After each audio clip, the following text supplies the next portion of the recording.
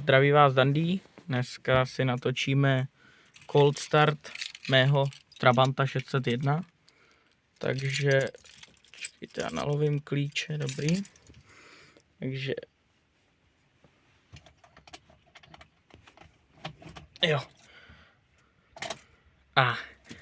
Tak zapneme benzín.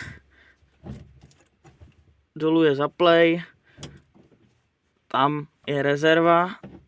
A benzínu máme dost. Tak, tadyhle. Takhle, on to není vidět, ale takhle vlastně tadyhle dole je sytič. Takže tam pro něj šáhnu, vytáhneme ho. No a můžeme startovat.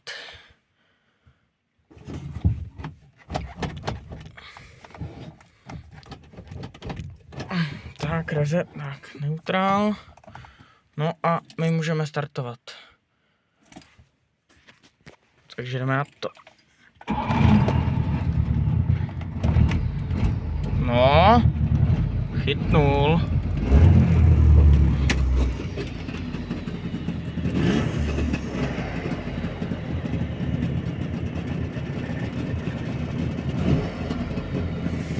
Takže pecka. Takhle má chytat správný Trabant. V případě můžeme zapnout ty světla.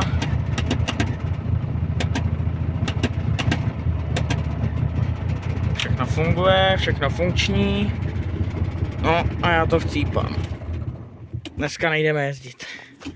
Takže mějte se hezky, žerte tresky, nashledanou.